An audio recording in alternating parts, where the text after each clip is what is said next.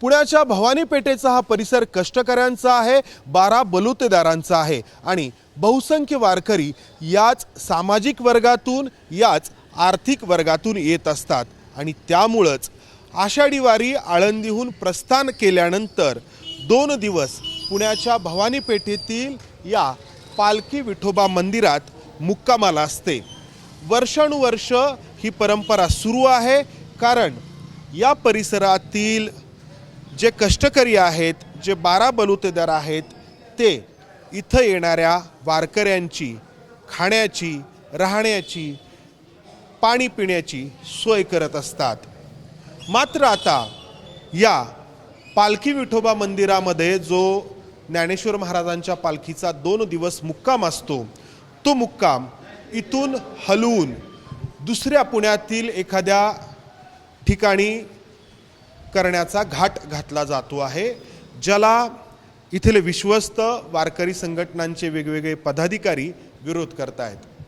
इथं पालखीचा मुक्काम का नको हे सांगताना आळंदी देवस्थानचे विश्वस्त असा दावा करतायत की इथली ही मंदिराची जागा कमी पडते आहे आणि कोणता अनुचित प्रकार घडला तर त्याला जबाबदार कोण असेल।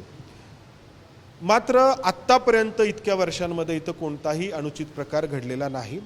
दुसरी महत्त्वाची गोष्ट म्हणजे मागील आठवड्यामध्ये पुणे महापालिकेकडून जो शहराचा अर्थसंकल्प सादर करण्यात आला, त्या अर्थसंकल्पामध्ये या मंदिराच्या दोन्ही बाजूंच्या जागा, खाजगी मालकीच्या जागा अधिग्रहित करून या सगळ्या परिसरामध्ये अधिक जागा या मंदिराला किंवा इथं पालखी उतरल्यानंतर जे व्यवस्था करावी लागते त्या व्यवस्थेला उपलब्ध करून देण्यासाठी तरतूद करण्यात आली आहे।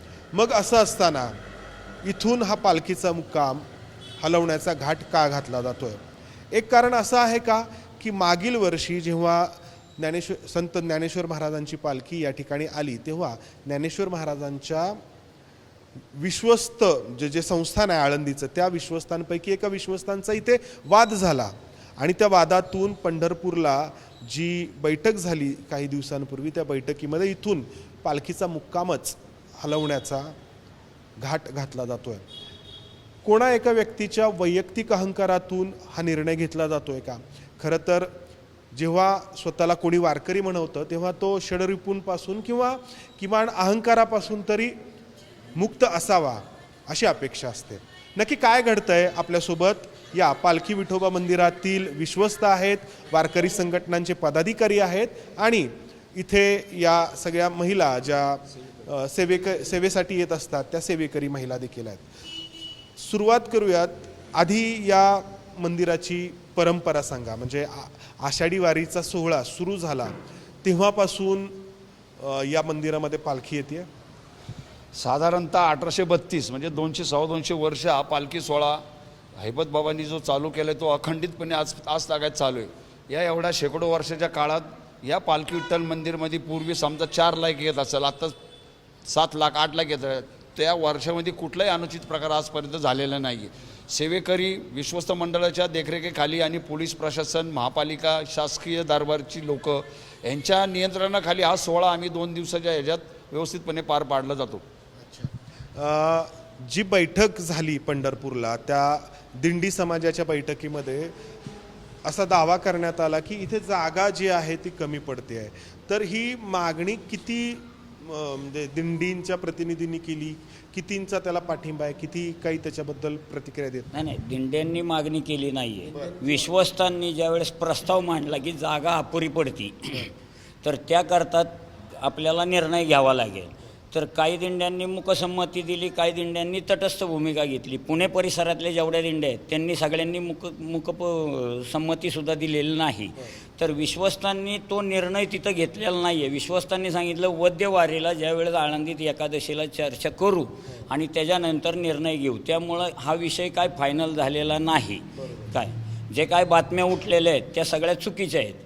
भावार्थ देखणे आता प्रमुख विश्वस्त आहेत काय, तर ते देखणे सरांनी सुद्धा सांगितलं की बाबा की कशावरही अफवांवर विश्वास ठेवू नका, अजून आमची चर्चा चालू आहे। आणि सगळ्यात महत्त्वाचं म्हणजे पालखी विठोबा मंदिराला कुठलंही पत्र आलेलं नाही आणि त्यांना चर्चेला आज पुण्याच्या जिल्हाधिकाऱ्यांची भेट घेणार आहेत आळंदीच्या देवस्थानचे जे विश्वस्त आहेत, तर या संदर्भामध्ये परस्पर चर्चा करण्यात कुठलाही पॉईंट नाही आहे. पालखी विठ्ठल मंदिरातील विश्वस्तांना सुद्धा त्यांनी विश्वासात घेऊन अगोदर त्यांच्याशी चर्चा करून नंतर मग तुम्ही प्रशासकीय, निमप्रशासकीय, शासकीय याची चर्चा तरी किमान करायला पाहिजे. कुठलीच चर्चा झालेली नाही. आणि पर्यंत नाहीये. थेट आज ते जिल्हाधिकाऱ्यांशी बोल. आम्ही ज्या ऐकल्यात बातम्या त्या पेपरच्या बातम्या आहेत. आणि काय आहे की ज्या वेळेस पालखी सोहळ्याचा निर्णय घ्यायचा असेल तर पालखीमध्ये चालणाऱ्या दिंडीचा समाज त्यांचे तुम्ही विचारा ना, त्यांची चौकशी केली पाहिजे की बाबा इथं खरंच तुम्हाला दिंड्यांना त्रास होतो का, काय होतं का, कोणत्या दिंडीकरांची मागणी आहे का की ह्या ठिकाणी बा आम्हाला असा त्रास होतो. काही त्रास होत नाही.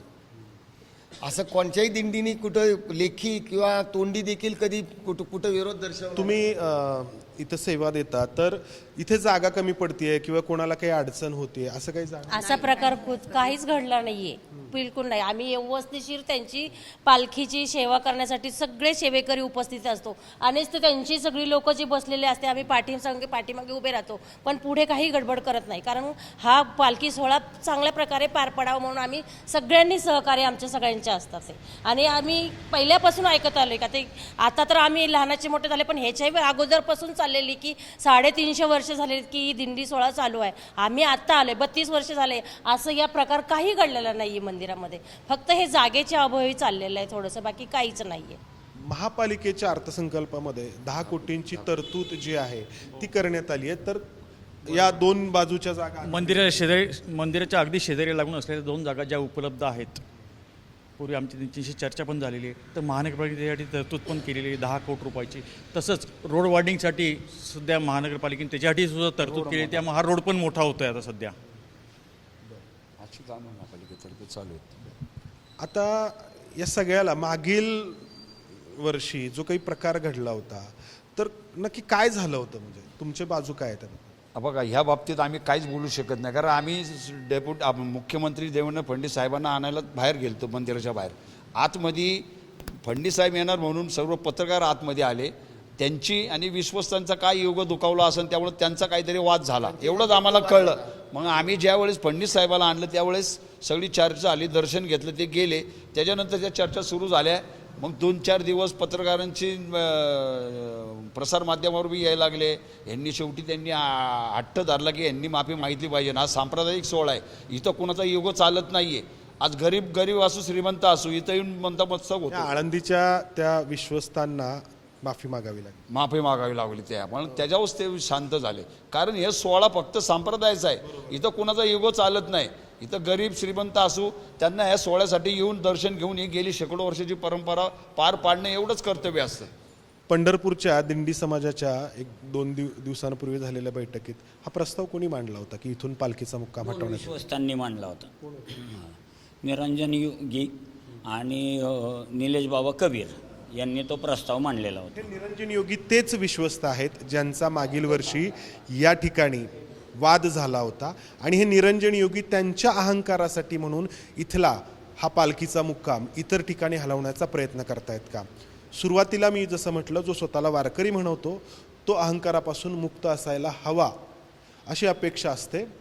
मात्र हे इथं तसं घडतंय का?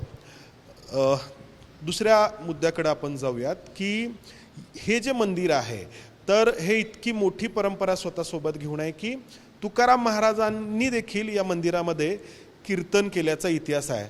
त्याचं या ठिकाणी एक जे छायाचित्र, भित्तिचित्र जे आहे ते आपल्याला या ठिकाणी पाहायला मिळतं की संत तुकाराम महाराज या मंदिरामध्ये कीर्तन करतायत आणि त्यांच्यासोबत जे कोणी त्यावेळी कीर्तनासाठी असतील ही त्यांची बर तर एक परंपरा आहे या ठिकाणी तुकाराम महाराजांनी कीर्तन केल्याची. हा जो सगळा परिसर आहे तर तो परिसर कसा इथं ही परंपरा निर्माण होण्यासाठी कारणीभूत राहिला आहे? इथं वारकरी संप्रदायाला मानणारा मोठा वर्ग या परिसरामध्ये राहतो. तसंच हे मंदिरच याच्यासाठी आहे की पालखी विठ्ठल मंदिर तुकाराम महाराजांची सासरवाडी जवळच होती. इथून त्यांचा मुक्काम या ठिकाणी असायचा आणि ते वेळोवेळी या ठिकाणी यायचे. तर त्यांचा अनुग्रह धरून तेच ती जी परंपरा इथे सुरू झाली की वारकरी पालखी पहिल्यांदा इथेच आली. दिंडी क्रमांक 1 पालखी जेव्हा सुरू झाली तेव्हा दिंडी क्रमांक 1 खडकत दिंडी ही या मंदिराचीच, या मंदिरापासूनच त्यामुळे सुरुवात झालेली आहे. आणि पहिल्यापासूनच आजूबाजूची मोकळी मैदानं, जवळून गेलेला पाण्याचा प्रवाह, येणाऱ्या बैलगाड्या असतील, घोडे असतील, त्यांना उतरण्यासाठी जवळ टिंबर मार्केट हे त्यापूर्वी रिकामं होतं. आजूबाजूला सगळी मोकळी मैदानं होती, तर त्यामुळे साहजिकच पालखी आहे. आता इथे खूप गर्दी वाढली आहे, पार्किंगचा प्रॉब्लेम आहे.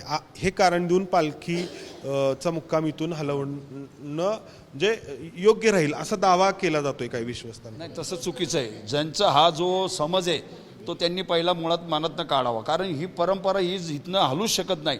जे त्या कारण सांगतात गर्दीचं वगैरे काही नाही. आज 7 ते 8 लाख लोक 2 दिवसात दर्शन घेऊन जातात. कुणाही अजित प्रकार घडत नाही आहे. त्याच्यामुळे ह्यांची जी मागणी आहे ना, की यांनी जो प्रस्ताव ठेवला आहे की पालखी इथनं हलवाय, कारण काय आहे, स्वतःच्या वैयक्तिक स्वार्थासाठी त्यांनी करू नये, आमची ही मागणी आहे. कारण आमच्या मंदिरात जी काय त्यांना सोय, अख्ख्या बाजारपेठेत व्यापारी असू, मंडळ असू, संस्था असू, या सगळ्यांच्या योगदानाने हा पालखी सोहळा शेकडो वर्षापासून आज ताग्यात कंटिन्यू चांगला चाललेला आहे. त्यामुळे कुठंही यांनी जी मागणी आहे ती आमच्या दृष्टीने त्यांची ती चुकीची मागणी आहे, त्यांनी ती करू नये. आपण पाहिलं ऐकलं की या विश्वस्तांना जे शेकडो वर्ष या ठिकाणी या पालखी सोहळ्याचं इथं 2 दिवस मुक्कामाला असताना नियोजन करतात, त्यांना कोणत्याही प्रकारे विश्वासात न घेता परस्पर आळंदी देवस्थानचे काही विश्वस्त पुण्याच्या जिल्हाधिकाऱ्यांची दुपारी 3 वाजता भेट घेत आहेत आणि इतर कोणत्या ठिकाणी मुक्काम हलवता येईल का या पालखीचा यासाठी चाचपणी करतायत. त्यातील एक नाव आहे पुण्यातील SP कॉलेजच्या मैदानाचं देखील आहे, सनस मैदानाचं एखादं नाव आहे, किंवा नेहरू स्टेडियम जे आता बंद असतं त्याचं नाव आहे. तर अशी वेगवेगळी नावं समोर येत आहेत.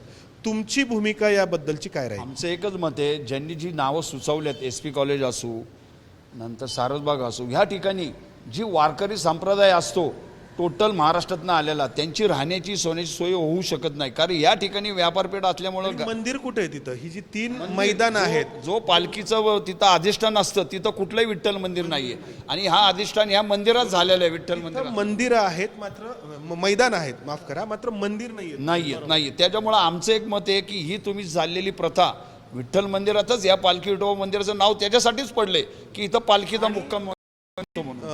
3 नावं आपण पुण्यातल्या मैदानांची घेतली तर ही मैदानं किंवा त्या मैदानांचा परिसर देखील आता मध्यवर्ती पुण्यामध्येच आहे. तिथं देखील गर्दीचंच सगळा परिसर आहे, गर्दीचाच परिसर आहे. अख्खं पुणे शहरात सध्या आपण पाहतोय दिवसेंदिवस पुणे शहराची लोकसंख्या वाढते, वाहनं वाढतात. त्यामुळे ह्यांचा जो मागणी आहे की SP कॉलेज, सारसबाग, आमच्या दृष्टीने ती पण अडचणीचे ठिकाणं ठरू शकतात.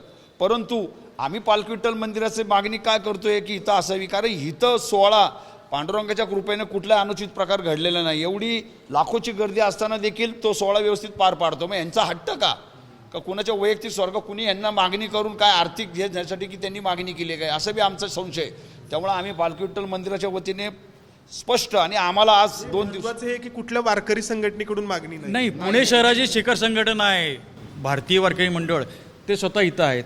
बाकी ते दिंड्यांचे प्रतिनिधी सुद्धा स्वतः नेतृत्व करतात. ते त्यांनाच विचारा, तुम्ही तेच सांगतील. तुमचं नाव सांगा आणि किती संघटना वारकऱ्यांच्या या शिखर संघटनेशी निगडीत आहेत? या तुमच्या शिखर संघटनेमध्ये याबद्दल काही चर्चा झाली आहे का? मी धनंजय बडदे, भारतीय वारकरी मंडळ ह्या संघटनेचा मी अध्यक्ष आहे. आणि ही परंपरा देखील फार जुनी आहे की उट्याची परंपरा, उटीची भजनं असतात प्रत्येक मंदिरामध्ये. आणि पुणे शहरामध्ये जितकी विठ्ठल मंदिरं आहेत, काही स्वामींची मंदिरं आहेत, आम्ही नवीन बी मंदिराला देतो चान्स.